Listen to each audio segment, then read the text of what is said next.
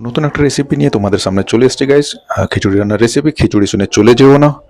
প্রথমে তেল নেব, তেলটাকে গরম হলে, সরষের তেলটা গরম হলে তাতে কয়েকটা টমেটো দিয়ে দেবো, তারপর কাঁচা লঙ্কা, শুকনো লঙ্কা, রসুনের কোয়া, কারি পাতা দিয়ে দেবো, তারপর তাতে একটু জিরের ফোড়ন দেবো, তারপর হিঙের ফোড়ন দেবো, তারপর কাশ্মীরি লাল লঙ্কার ফোড়ন দিয়ে দেবো, তারপর এটা একটু নেড়ে চেড়ে নেবো, তারপর একটু নেড়ে চেড়ে নিয়ে তারপর এটাতে করবো কি, যখন টমেটোগুলো প্রায় হয়ে যাবে তখন একটু ধনে পাতার কুচি দিয়ে দেবো, তারপর তাতে পেঁয়াজ দিয়ে দেবো, একটু নেড়ে চেড়ে নেবো, তারপর গাজর আর আলুটা দিয়ে দেবো, অন্য কোনো সবজি থাকলে দিয়ে দিতে পারো। সেই সময় একটু ঘিও দিয়ে দেবো, তারপর হলুদ গুঁড়ো, জিরের গুঁড়ো, কাশ্মীরি লাল লঙ্কার গুঁড়ো, লবণ পরিমাণ মতো দেওয়ার পরে একটু নেড়ে চেড়ে নিয়ে তারপর ডাল আর চাল যেটা ধুয়ে রেখেছিলাম সেটাকে দিয়ে দেবো, গরম মশলা গুঁড়ো অল্প দেবো, তারপর জল দিয়ে এটাকে বসিয়ে দেবো। প্রেসার কুকারে বসাবো না, আমি এটা দুটো ভাবে রান্না করেছি। প্রথমে একটা ভিডিও ক্লিপ ছিল প্রেসার কুকারে, তারপর বাড়িতে আবার রান্না করেছিলাম সেম প্রসেসে, তাই এটা আরেকটা ক্লিপ জুড়ে দিয়ে একসঙ্গে দেখিয়ে দিচ্ছি। প্রসেসটা সেম, তোমরাও বাড়িতে করে খেতে পারো, দারুণ লাগবে খেতে। কিন্তু টমেটোটাই মেন জিনিস এখানে।